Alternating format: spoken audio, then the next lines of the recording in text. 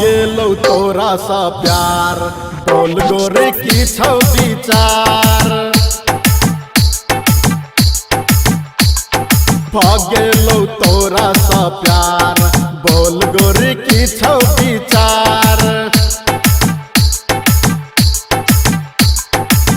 गेलो तोरा सा प्यार बोल गोरे की छौ विचार धड़के ये दिल हमर देख के तोहर फिगर छे तू कली कचनार बोल गोरी की छौ विचार गेलो तोरा सा प्यार बोल गोरी की छौ विचार गेलो तोरा सा प्यार बोल गोरी की छौ विचार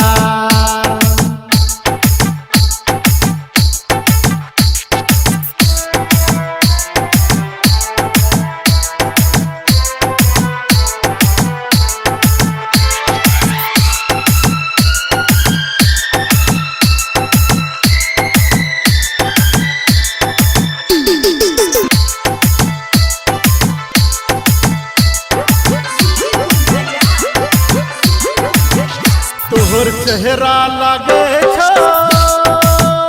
जेना फूल गे गोरी गोर गाल के तिलवा जान मारे मोरी तोहर चेहरा लगे छो जेना फूल गे गोरी गोर गाल के तिलवा जान मारे मोरी आमिला ले तू गोरी ये हमरा सा नजर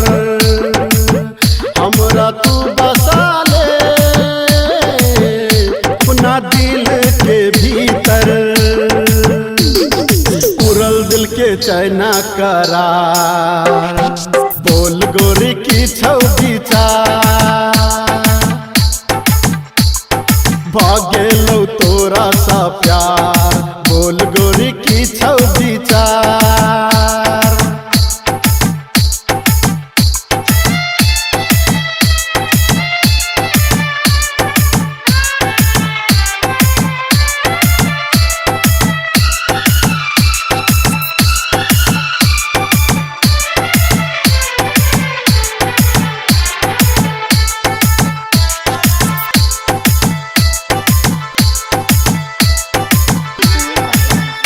तोहर माथे के बिंदिया मोर उड़ाबै निंदिया तोहर पैर के पायल दिल करैये घायल तोहर माथे के बिंदिया मोर उड़ाबै निंदिया तोहर पैर के पायल दिल करैये घायल श्रीकांत के गोरी दीवाना बनली चैन दिल के हमर तू ही गेली लेली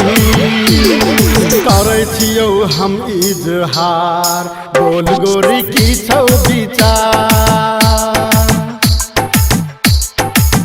गेलो तोरा सा प्यार बोल गोरी की छौ विचार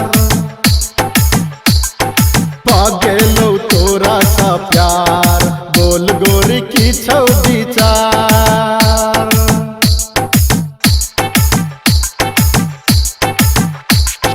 धड़के ये दिल हमर देख के तोहर फिगर तू कली कचना बोल गोरी की छौ विचार गेलो तोरा सा प्यार बोल गोरी छौदी चार।